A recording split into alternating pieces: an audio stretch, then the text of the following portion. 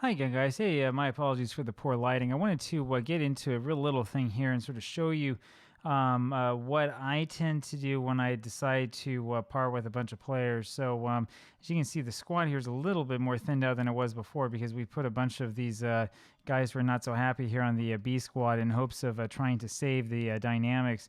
We're not doing a great job of doing that. And when I talk to team leaders, they all tell me that, oh, well, the problem is that morale is low. What a really general thing to say, right? Oh, the only problem we have is that morale is low, whatever that's supposed to mean. So there are a bunch of different things you can do when you want to offer a player out to a team, right? So we'll pick on this guy right here, Kim Shin-jin, who I got really upset with. I mean, he hasn't had particularly good matches for us at all this season. I guess you can go back a little bit. This one against Melbourne City was okay, but the rest of this up here wasn't so great. And all of these are friendlies, so it doesn't really count. So he hasn't been doing well. He's been kind of driving me nuts. And so what we're going to do here is we'll offer him on out. Now, there's a whole bunch of different things you can do. Like if you wanted to offer him and this guy out, you could do this transfer and just sort of offer to clubs for transfer. But the problem is it's not going to let you like define what it is that you want to do, which is an issue, right? So like, I mean, yeah, it's possible we could be like, okay, yeah, sure, we're going to let this guy go out for transfer. You guys figure out, what it is that you want to do and all this stuff. But the problem with that approach is that you end up losing like a lot of control as a player. So what you really want to do instead is you want to make sure you right click, you go to transfer offer to clubs for one guy. So we want to do that here for this one guy, transfer offer to clubs. Now I usually will offer him out for an unspecified fee. There's a weird thing though with FM23 that is probably also in FM24 where the transfer value will end up being set. And so actually we'll do that one more time. I don't know why like this thing right here is broken where you transfer list the player. You should always make sure to transfer list him so that the game knows what you're trying to do. If you go over here to transfer status, it will say transfer value is unspecified though. Now he has a defined transfer value. That's got to be a problem with the game. Something's broken, right? This is not the way that it should work.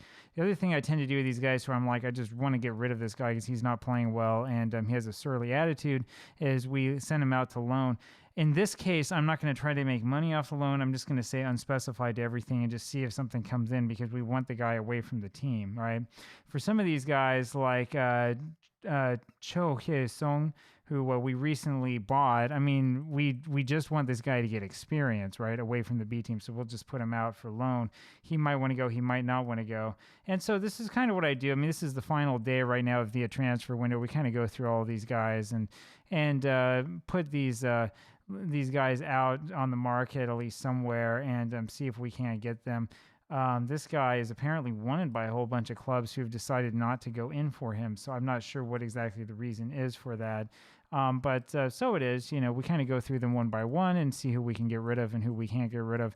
And that's the whole purpose behind this. Hopefully we'll be able to get some more guys out. Whether we're going to get more people in or not before the end of the transfer window is another question. It's another story, but we'll see what we can do. Now, there are other things you can do as well. You can have like your head of football what is it called? I'm not gonna remember this. I got to look this up. Here we go. Your director of football. Yeah, you can have your director of football put guys out as well. I know that the system's changed in FM24. I can't really talk to trying to do like agent type deals in FM24. As far as FM23 is concerned, though, you don't really want to do that because he'll usually be unsuccessful. There's a list that they have somewhere. I think it's over here, an unwanted list. Something like that in one of these places. Yeah, director of football unwanted list. You could put them on the unwanted list. He'll get like no money for them. It's broken, right? I've done this with many teams and many levels, and what always happens is nobody will come in for them, and then he'll try to give the player away for free, right? You probably don't want to do that, right? It's probably not how you want to do this. Anyway, there's a lot of systems like this in Football Manager that are broken that you need to be aware of. It's this thing where, Sports Interactive has like this great idea that we're going to do this cool system that everybody's going to love.